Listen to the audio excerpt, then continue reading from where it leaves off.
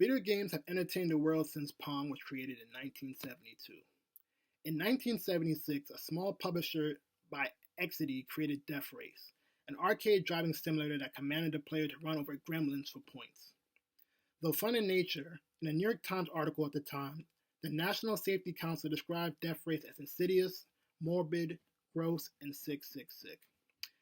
Death Race holds a Guinness World Record as the first controversial video game.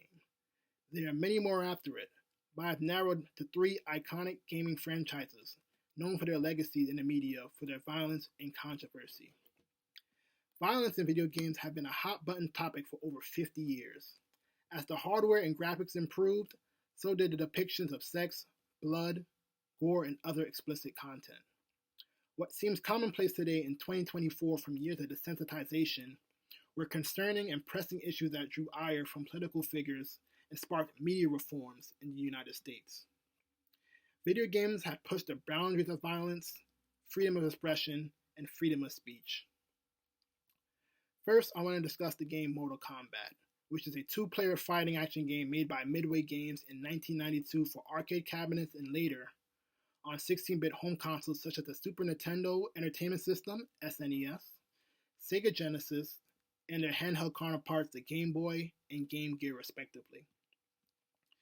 Dubbed an extreme spin on the Kumite in martial arts, players can choose a character to combat with, simulating a 1 versus 1 fight to the finish.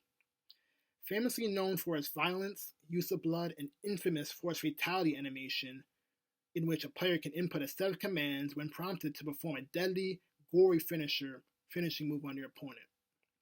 The game was so controversial that it was scrutinized by the U.S. Senate during the 1993 congressional hearings on video game violence. Dr. Parker Page, head of the Children's Television Resource and Education Center, debated to Congress that Mortal Kombat is the latest in a new generation of video games that allow software designers to combine high levels of violence with fully digitized human beings. While these lifelike characters may make the video game more thrilling, TV research sends us a warning that the more realistic the images of violence, the more likely they are to influence young children's behaviors and attitudes. The Entertainment Software Ratings Board, or ESRB, was created in 1994 after the hearing to regulate video game content and age restrictions. Mortal Kombat was massively popular when it debuted and is considered one of the most influential gaming franchises of all time, grossing over $1.5 billion in revenue, according to a New York Times article, and spanning decades of sequels, the most recent being Mortal Kombat 1 on all modern consoles today in 2023. Next, I want to talk about Doom. Doom is a first-person shooting game made by developers of ID Software in 1993, originally for the Microsoft Disk operating system, otherwise known as MS-DOS. The game revolves around an exiled space marine navigating through various rooms and terrains, fighting off the hellish invasion of demon soldiers and monsters on Mars and eventually Hell itself. It was one of the first titles to be given a M rating by the ESRB for its graphic violence and use of satanic imagery. The game caught media attention in 1999 after the Columbine High School shooting massacre as an alleged influence on the two teen shooters, Eric Harris and Dylan Klebold, who were avid players of the game, according to a New York Times article.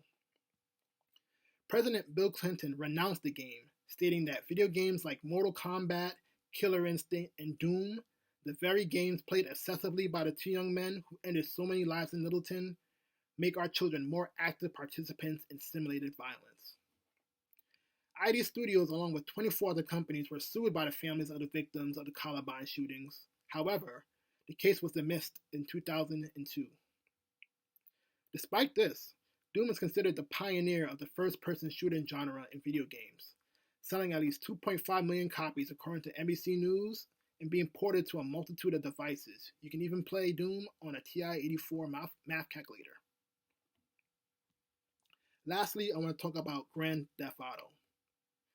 Grand Theft Auto was an action role-playing game created by DMA Designs in 1997 for the Sony PlayStation, PC, and then ported to the Nintendo Game Boy. Played in a top-down perspective, the game is broken into stages where the player must reach a set number of points to reach the next stage. To gain points, according to the game manual, The player can steal cars, drive over innocent pedestrians, shoot cops, and carry out jobs for the mob. The ultimate goal is to become an elite criminal of the most powerful family in the city. DMA utilized a deliberate negative marketing campaign to generate press and coverage for their first game.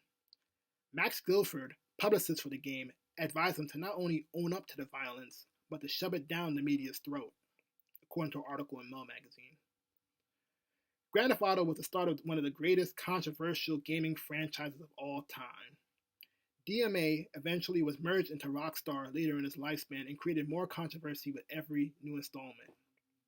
One example is in 2003 when Rockstar was sued after an incident where two Tennessee stepbrothers shot at passing cars on a highway, killing a man and wounding a woman. The kids told investigators that they were shooting at vehicles just like Grand Theft Auto 3. Another famous example was in 2005 when Rockstar came under fire for their hot coffee sex minigame that was left hidden in game copies of Grand Theft Auto San Andreas.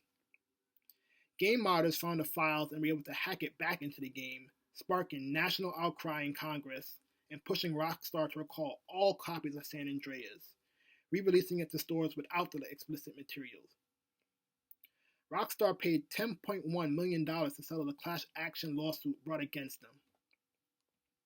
Today, Rockstar is now a billion-dollar franchise, holding multiple Guinness World Records, one being the most controversial video game series with over 4,000 news stories and over 20 lawsuits since 2008, and another, the best-selling action-adventure video game, selling over 185 copies of Grand Theft Auto 5. In conclusion, I have given a brief background of three popular controversial games, the controversy surrounding the games, and the impact and legacy it had on the medium.